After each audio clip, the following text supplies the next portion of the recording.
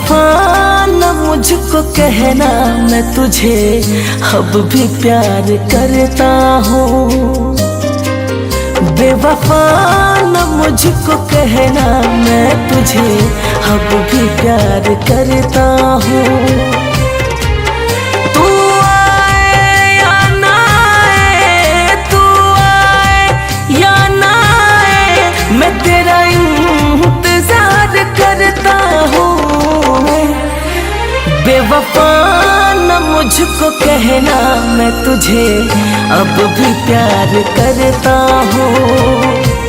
हाँ बेवफा न मुझको कहना, मैं तुझे अब भी प्यार करता हूँ।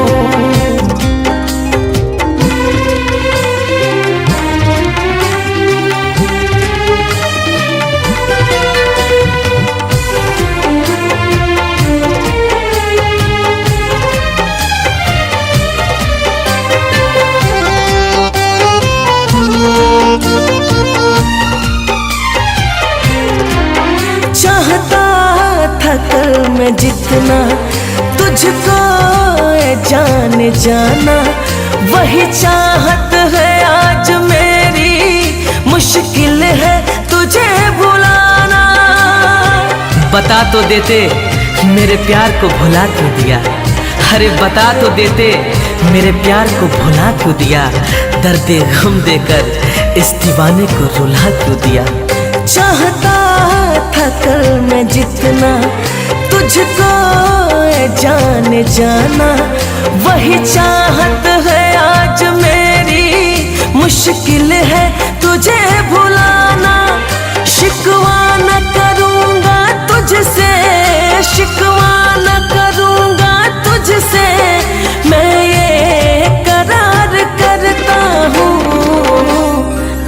बेवफा न मुझको कहना, मैं तुझे अब भी प्यार करता हूँ। हाँ बेवफा न मुझको कहना, मैं तुझे अब भी प्यार करता हूँ।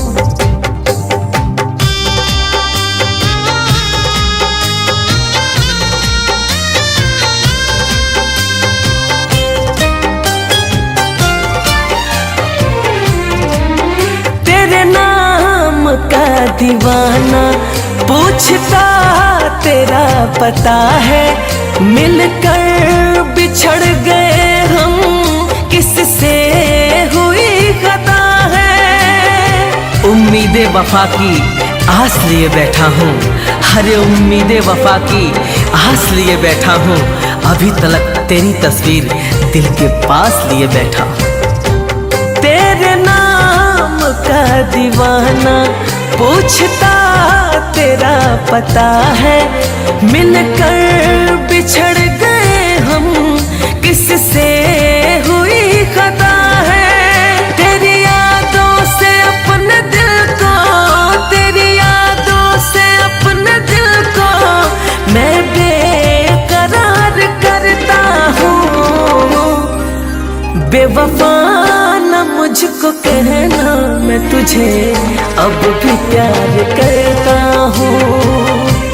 हाँ बेवफा न मुझको कहना, मैं तुझे अब भी प्यार करता हूँ।